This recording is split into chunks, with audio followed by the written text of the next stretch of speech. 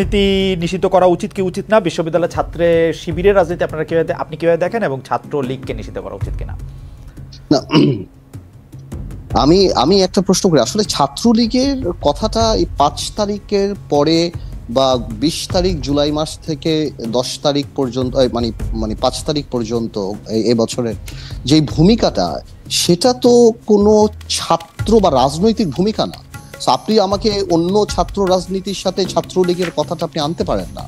এবং আমি খোলাখুলি বলছি যে রাজনৈতিক দল, সেটা আওয়ামী লীগ হোক, ছাত্রলীগ হোক, যুবলীগ হোক, আমরা হই যেই হই, তারা যদি রাজনৈতিক দলের বৈশিষ্ট্য হারিয়ে একটা খুনি দল হিসাবে একটা টেররিস্ট অর্গানাইজেশন জেনোসাইড করার মধ্যে ঢুকে যায়, তাহলে তো সে রাজনৈতিক দল থাকে না। তাহলে আপনি তাকে ছাত্র লীগ বলে ছাত্রদের রাজনীতিকে আমরা নিষিদ্ধ করতে যাচ্ছি না।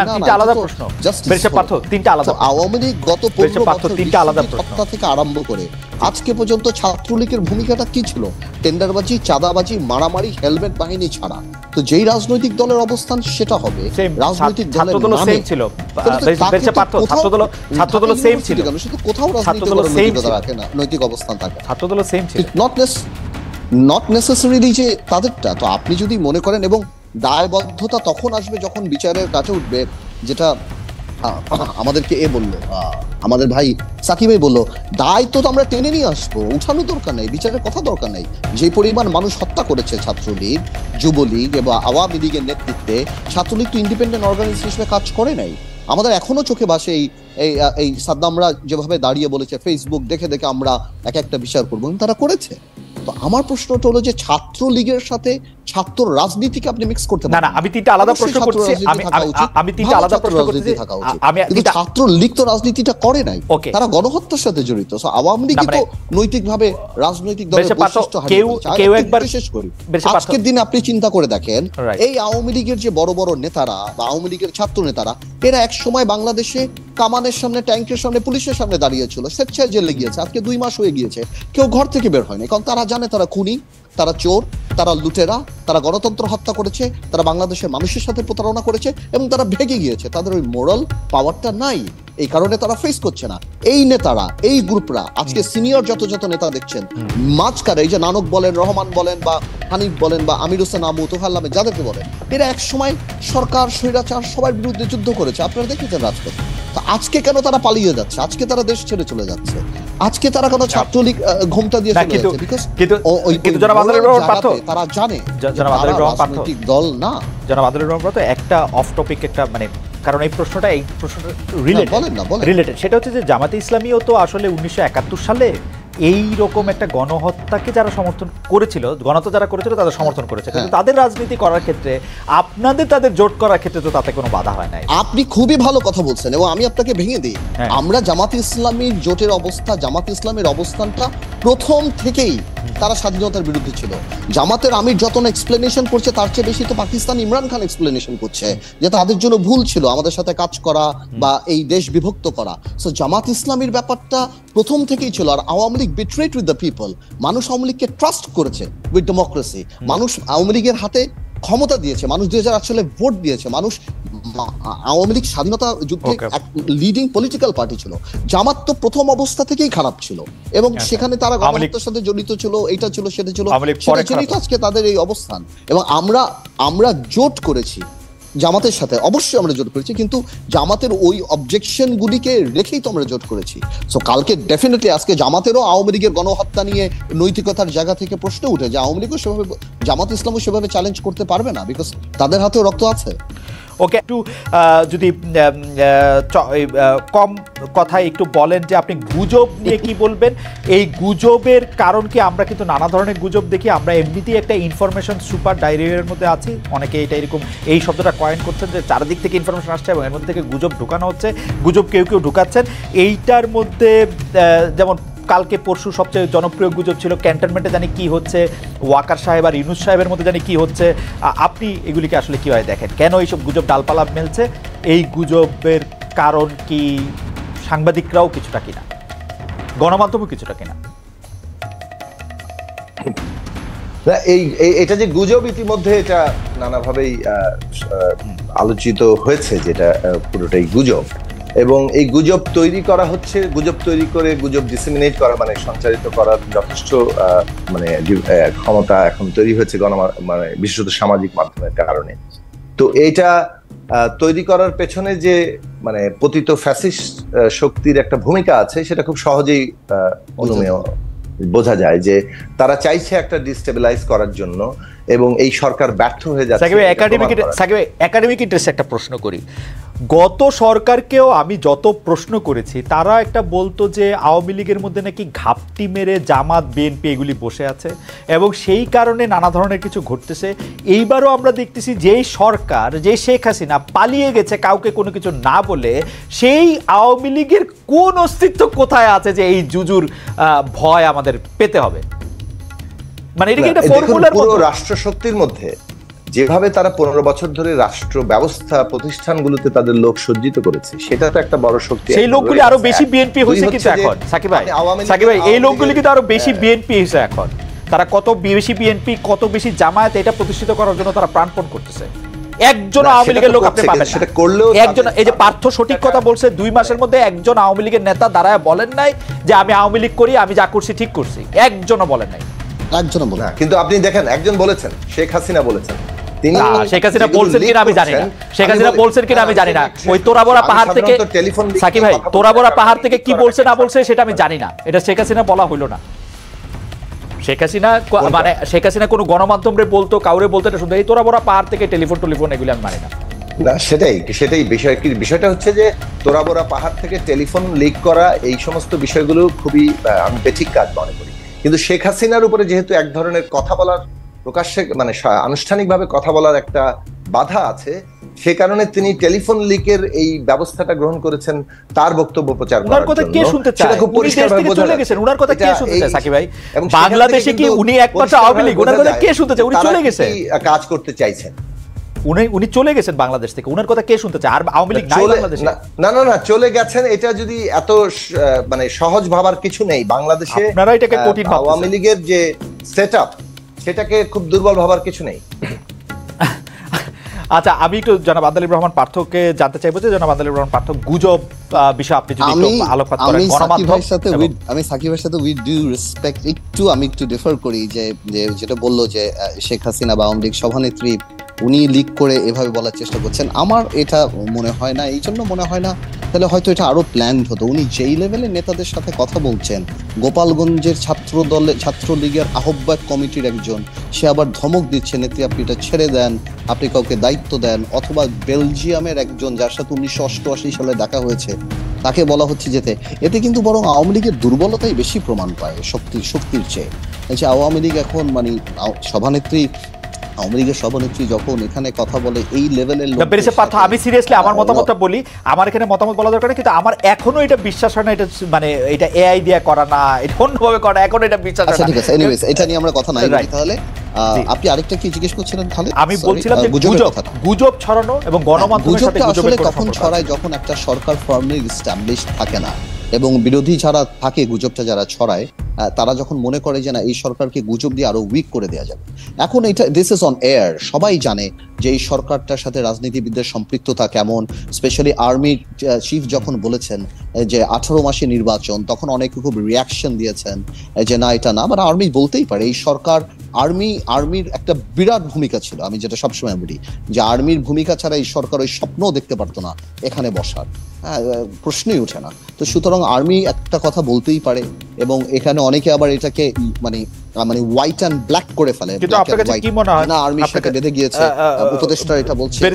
আমার খুব জানতে ইচ্ছা করে, আমি মনে করি এই ধরনের কনফিউশন যখন হয় তখন গুজব আসাটা খুবই স্বাভাবিক। এবং আমাদের যে অপোজিট পক্ষ, আপনি যেটা বললেন যে আওয়ামী লীগের নেতা নাই, বাট গুজব করার নিশ্চয়ই অনেক লোক আছে। আপনি এটা ভুলে গেলে হবে না, আওয়ামী লীগের কাছে একটা বড় ভোট ব্যাংক আছে, 10 থেকে 15%। একটা বড় ভোট ব্যাংক আছে।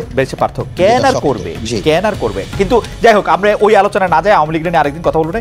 কিন্তু ঘটনা হইতেছে যে প্রফেসর ইউনূস যে জেনে বুঝে, আপনার কথা যদি আমি সত্য ধরে নিই, জেনে বুঝে শুধু ছাত্রদের ক্রেডিট দিচ্ছেন, বলছেন ছাত্ররা তাকে নিয়োগ দিচ্ছে, তো সেইটা কি আসলে তিনি একটা জায়গা তৈরি করছেন কিনা যে আর্মির অবদানটা সেটা সরাসরি বা খোলাখুলি স্বীকার না করে, আপনি কি মনে করেন যে উনি একটা না, আমি ওনাকে বেনিফিট অফ দ্য ডাউট দিতে চাই। উনি সিম্পল পারসন, উনি পলিটিশিয়ান না, উনি কথার এত মার প্যাচ হয়তো বুঝতে পারছেন না, উনি হয়তো ওভার এক্সাইটেড, ওভারওয়েলড হয়ে বাচ্চাগুলো মানে এই ইয়াং ছেলেদেরকে উনি আরো প্রমোট করার জন্য হয়তো এই কথাগুলি মাস্টার মাইন্ড বা এই কথাগুলি বা রিসেট বাটন বা এই কথাগুলি উনি বলছেন। He doesn't mean any harm, আমি এটা মনে করি যে উনি কাউকে কষ্ট দিতে, কাউকে ছোট, কিন্তু আমরা যেহেতু রাজনীতিবিদের জায়গা থেকে দেখি, আমরা যখন মূল্যায়ন করি আমাদের এখানে ছাড় দেওয়ার কোনো সুযোগ নেই, যার কারণে এই কথাগুলি নিয়ে সবাই বলে আসছে। বিকজ কেউ যদি মাস্টার মাইন্ড হয় তাহলে আমরা মাস্টার ব্রেইন, যেখান থেকে মাস্টার মাইন্ড বের হয়েছে, because we have been working for this for last 15-20 years এই পলিটিশিয়ানরা। আমি তাই বলার চেষ্টা করছি, I want to give mister Yunus the benefit of the doubt, যে উনি সরল মনেই হয়তো বলছেন, উনি পলিটিশিয়ান না, কথার মারপ্যাচ হয়তো উনি অত এক্সপার্ট না, এই কারণেই বলছে। এটার মধ্যে আমি কোনো কুট বা কাউকে ছোট করা বা কারোটা দেখছি না, বাট পুরো সিচুয়েশনটা আমি বলছি যে গভর্নমেন্টের একটা স্পোকসম্যান থাকা উচিত এবং কথা বলার সময় হোমওয়ার্ক থাকা উচিত। আচ্ছা, আমরা আন্দালিব রহমান পার্থ, অন্তর্বর্তীকালীন সরকারকে আপনি কতদিন সময় দিতে চান নির্বাচনটা অনুষ্ঠান করার জন্য? আপনার মাথায় কি কোনো ক্যালেন্ডার, টাইমলাইন, ঘড়ি কিছু দেখতে? না, আমার সাথে কোনো ক্যালেন্ডার টাইমলাইন, বাট আমি বিশ্বাস করি সংস্কারগুলি নির্বাচনমুখী সংস্কার হওয়া উচিত, বড় সংস্কারগুলি প্রস্তাব থাকা উচিত, রাজনীতি দলের সাথে কথা বলা উচিত, ওনাদের একটা জেনারেল কমিটমেন্ট নেওয়া উচিত যে এই জিনিসগুলি যদি জাতির কাছে কমিটেড হয়। আমাদের সবচেয়ে বড় বিচার তো জাতি করে, আমাদের সবচেয়ে বড় বিচার জাতি করে। সুতরাং জাতির কাছে কমিটেড হওয়া উচিত যে বড় বড় সংস্কারগুলি ক্ষমতাকে ভারসাম্য আনার জন্য, এবং আমার বিশ্বাস সেটা ওই বিশ্বাসের জায়গাটা রাখা উচিত যে আগামীতে যারা পলিটিক্যাল গভর্নমেন্ট আসবে তারা এগুলি করবে, because they will be committed to the people. আর নির্বাচনমুখী সংস্কারগুলি এনাদের হাতে দেওয়া উচিত। আদারওয়াইজ ওনারা এমন কোনো সংস্কার করে টেকসই করতে পারবে না যদি আমরা কোনোদিন পার্লামেন্টে যাই, ক্ষমতায় যাই, আমরা সেটাকে সরিয়ে ফেলতে পারবো না, এমন কিছুই হতে পারবে না। সুতরাং আমার মনে হয় আমাদেরকে সাথে নিয়ে এই কাজগুলি করা উচিত। আপনি কি কোনো একটা মানে সময় দেখতে পান যে এই সময়ের মধ্যে এটি করে ফেলতে পারেন? আমার মনে হয় this should not take September থেকে ফেব্রুয়ারি আগামী বছর, আমি মনে করি ইজ আ গুড টাইম। এর মধ্যে ওনাদের করে দেওয়া উচিত, নাহলে ওনাদের পপুলারিটি আরো অনেক নিচে পড়ে যাচ্ছে, যেভাবে বাজারের দাম সবকিছু, মানুষ ওনাদেরকে সুযোগ দিচ্ছে, কিন্তু ওনারা তখন ওনাদের মানে বলে না তখন কেঁদে বাঁচি, এই টাইপের সিচুয়েশন। সেপ্টেম্বর 25 থেকে ফেব্রুয়ারি 26 মনে করছেন আন্দালিব রহমান পার্থ। জনাব জোনেসাকে আপনি অন্তর্বর্তীকালীন সরকারের টাইম? আমি সময় দিতে চাচ্ছি না, আমি ধারণা করছি, আমি কাউকে সময় দেওয়ার জায়গা না, আমি ধারণা করছি রাজনীতি নিয়ে। না, আমিও মানে শব্দটা কয়েন করতে ভুল করেছি। পার্থ বলেছেন যে এই সময়ের মধ্যে হয়তো নির্বাচন হবে। জি জোনেসাকে আমি শেষ থেকে আসি। দেখুন, সময়সীমা নির্ধারণ করার মানে কোনো, আসলে আমারও কাছে কোনো ক্যালেন্ডার নেই। আমি মনে করি যে এই সরকারের কালক্ষেপণ করা ঠিক হবে না, অর্থাৎ জনগণ যাতে এরকম কোনোভাবে ধারণায় না পৌঁছান যে সরকার বোধহয় তাদের সময় দীর্ঘায়িত করার চেষ্টা করছে। এটা হলো 1 নম্বর। 2 নম্বর হচ্ছে যে তাহলে কোনটা কালক্ষেপণ না, সেটা হচ্ছে যে এই ছাত্র শ্রমিক জনতার গণ অভ্যুত্থানের একটা রায় এসছে, একটা নতুন রাজনৈতিক বন্দোবস্ত দরকার। সেটার জন্য ভিত্তি হবে একটা গণতান্ত্রিক সংবিধান, রাষ্ট্রীয় প্রতিষ্ঠানগুলোর সংস্কার, আইনের সংস্কার এবং একটা গণতান্ত্রিক নির্বাচন যার অংশ। ফলে এগুলো কোনোটা পরস্পর বিরোধী না। এখন এটার কোনটা আগে কোনটা পরে কি হবে এই প্রশ্নে একটা কাজগুলো সুনির্দিষ্টভাবে কি, তার সময়সীমা কি দরকার, এটাই কিন্তু বারবার বলা হচ্ছে যে এই উত্তরণের পুরো পর্বটা স্টেক হোল্ডারদের সাথে, অংশীজনদের সাথে আলোচনার ভিত্তিতেই কিন্তু সময়সীমাটা ঠিক হয় না। ফলে আমার স্পষ্ট জায়গাটা হচ্ছে যে সরকারকেই এই আলোচনার মধ্যে দিয়ে একটা রোড ম্যাপ তৈরি করতে হবে এবং জনগণের প্রত্যাশাটা পূরণ করতে হবে। আপনি কবে না, আমি একটু ফিরে আসি আগের আলোচনাটা মানে আপনি বললেন, কিন্তু আপনি কবে নাগাদ নির্বাচনটা দেখতে চান বা নির্বাচনটা হলে ভালো হয় বলে আপনার কাছে? এগেইন আমি বলছি যে আমার কোনো ক্যালেন্ডার নেই, আমি বলছি যে কাজগুলো সুনির্দিষ্ট করলে সময়সীমাটাও নির্দিষ্ট হবে, জনগণের কাছে তখন রোড ম্যাপটা দিলে জনগণ বুঝতে পারবেন যে এই সময়টা দরকার, এবং সেই জনগণ তো বুঝতে পারবে না, জনগণ সকলেই কনভিন্স, জনগণ তো বিশ্বজ্ঞ না, এই সময়ের মধ্যে জনগণ তো বুঝতে পারবে না, জনগণকে তো মানে আপনারা যারা মত মোরল আছেন তারাই তো বুঝাবেন। হ্যাঁ, সেটা আলোচনা শুরু হয়নি এখনো, কিন্তু সেই আলোচনাটা সরকার শুরু করলে আমরা নিশ্চয়ই আমাদের অ্যাসেসমেন্টটা দেব।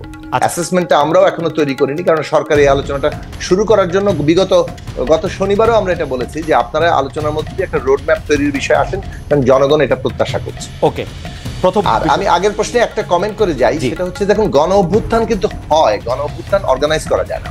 গণ অভ্যুত্থান অর্গানাইজ করার জন্য মানে একটা দীর্ঘদিন ধরে কাজ চলে, মানুষ প্রস্তুত হয়, জমিনটা তৈরি হয়, মানুষের মধ্যে বিক্ষোভটা তৈরি হয়।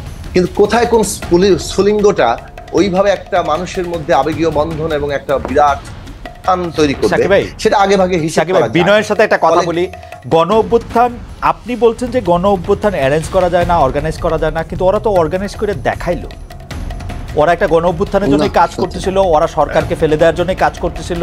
যদি মাহফুজের কথা ঠিক হয়ে থাকে এবং আমরা হাইন্ডসাইড যে উদ্যোগগুলি আমরা দেখি, আমরা নাহিদের যেসব উদ্যোগ দেখি, ছাত্র শক্তি বা ওইটা নাগরিক শক্তি, ওইটা ওরকম যেটা দেখি, আমি তো মনে হয় যে তারা এটা অ্যারেঞ্জ করছে, অর্গানাইজ করছে। দেখুন, আপনি যথেষ্ট সময় দিবেন না আমাকে তর্কটা করার জন্য। আমার কাছে মনে হয় না যে যখন কোটা সংস্কার আন্দোলনটা শুরু হয়েছিল, তারা এটা যে একটা নিশ্চিতভাবে এরকম গণঅভ্যুত্থানের রূপে পৌঁছে যাবে এরকম কোনো অ্যাসেসমেন্ট পরিকল্পনা পুরোপুরি তাদের হাতে ছিল।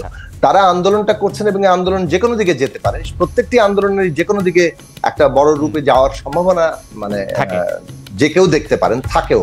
সেই জায়গাটা যেমন ধরেন 28শে অক্টোবর থেকে আমরা যে আন্দোলনটা শুরু করেছিলাম সেটা এই গণঅভ্যুত্থানের রূপ নেয়নি, কারণ আমরা তখন অ্যাসেস করেছিলাম যে ছাত্ররা যদি সামনে না আসে তাহলে একটা অভ্যুত্থানের জন্য যে একটা ড্রাইভিং ফোর্স লাগে বাংলাদেশের ইতিহাসে 52 থেকে শুরু করে আপনি 90 পর্যন্ত 71 সাল সহ আপনি দেখবেন যে ছাত্রদের একটা ঐতিহাসিক ভূমিকা জায়গা। বিস্তারিত যাচ্ছি না, আমি শুধু এটা বলবো কিন্তু সাকিব আপনার মনে হয় না যে আপনাদের আহ্বানে ছাত্ররা আসে নাই?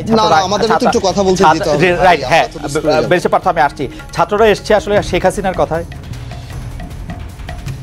হ্যাঁ, শেখ হাসিনার অবশ্যই শাসকদের একটা রোল থাকে, তো আপনি তো এটা ক্রিয়ার একটা প্রতিক্রিয়ার জায়গা আছে। 14 তারিখে যেভাবে রাজাকারের নাতিপুতির সাথে পুরো আন্দোলনকারীদের তুলনা করা হলো, এটা পুরো আন্দোলনটার পলিটিক্যাল ডাইমেনশন, একটা কোটা সংস্কারের একটা পলিটিক্স আছে, কিন্তু এটাকে সম্পূর্ণ ফ্যাসিস্ট শাসন ব্যবস্থা বিরোধী একটা সংগ্রামের জায়গাতে এটা উত্তীর্ণ করলো। তারপরের দিন যখন ছাত্রলীগ হামলা করলো, তারপরের দিন যখন আমার মনে হয় যে পুলিশ দিয়ে গুলি করা হলো, আবু সাঈদের হত্যাকাণ্ড, সাকিব আপনাকে ধন্যবাদ।